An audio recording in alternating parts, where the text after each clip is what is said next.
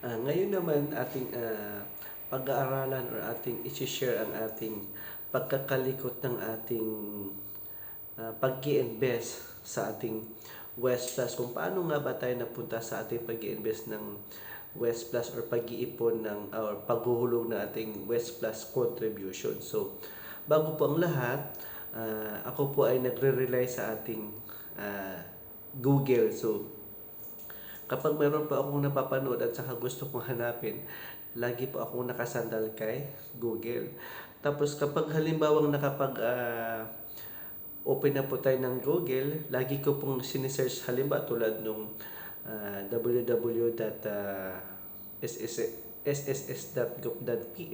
So, kapag ano ko po yung link na yun kasi nga napapanood ko sa mga video clips, sa mga nagbablog, sa mga nagti-TikTok or kung ano mang social media platform. So, lagi po akong nakasandal doon, lagi po akong nakarely doon. So, ngayon, ako din, gusto ko din i-share sa inyo kung paano po tayo napupunta sa ganong sistema. So, halimbawa may napapanood po ako ng mga, let's say, 5 minutes videos, 3 minutes videos. Pag mayroon po akong nagustuhan, hahanapin ko agad at saka pag halimbawang doon ko mahanap sa Google, at the same time sa mismong Google din, may mga ano din ako doon, may mga katanungan. So, kung paano aralin, paano kalikutin yung paano tayo mag-enroll online. Halimbawa, tulad sa case ko ngayon na nakapagbukas ako ng West Plus contribution, actually through online po, sinusubukan ko po siyang napanood bago lang doon sa video na napanood ko about SSS sa ano ba yun, yung eskwela. So, ganun ang napanood ko. Ano na siya, video clip lang. Tapos, nagbibigay sila ng mga link. Tapos, nasundan ko, sinubaybayan ko.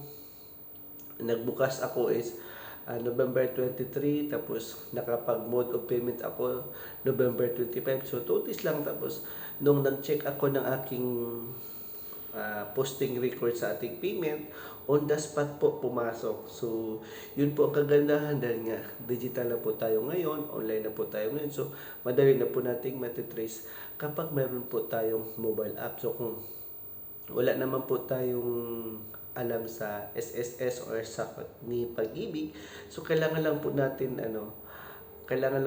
mag-download ng Virtual Pag-ibig or SSS mobile app. Kung wala naman, tulad halimbawa ng aking pag-upload ng mga videos, meron din po tayo doon, WhatsApp tayo, meron doon pong how to register online, how to yung open users name and password, paano yung may SS may .sss. So, nandun po, masunod-sunod po natin lahat. So, kung wala naman po tayo ibang pinagkabalahan, pwede naman po natin kalikutin si Google, no? So, hindi ko lang alam, depende po kung saan po tayo gamay. Pero ako, gamay po kasi ako sa Android. Samsung po kasi yung unit ng natin ng phone. Hindi po ako gamay sa Android. Android yung Apple ba yun? So, ayan. So, dito po tayo nakapag-focus, dito po tayo kuha ng idea kung paano po tayo magbablog or paano po tayo mag-share ng ating mga kunting kaalaman lang sa ating pag-iipon, sa ating pag-online business, sa ating pag-save sa NP2, at saka sa ating mga kasamahan sa trabaho, sa bahay, sa ibang location. Lagi ko pong sinishare po sa kanila na habang may pag-asa tayo, habang may pagkakataon pa, habang may trabaho, habang dito pa tayo sa ibang bansa at malakas, so kailangan natin ma-maximize or ma-manage natin yung ating paghuhulog ng ating SSS contribution, ng ating Pag-ibig contribution, dahil nga lahat po ng ating paghuhulog mababalik po sa ating mga sarili. So, tulad ko po nga sa sarili ko, although may mga lapses ako sa aking paghuhulog sa SSS, pero at least naka 175 months na po ako. So, kumbaga nasa almost 15 years sa paghuhulog. So, okay lang po yun. Pati din sa ating, sa ating tawag dito, pag-ibig contribution, nasa ano na rin po tayo, more than 10 years. So, ayan. For the meantime, dito lang muna tayo. Follow for more.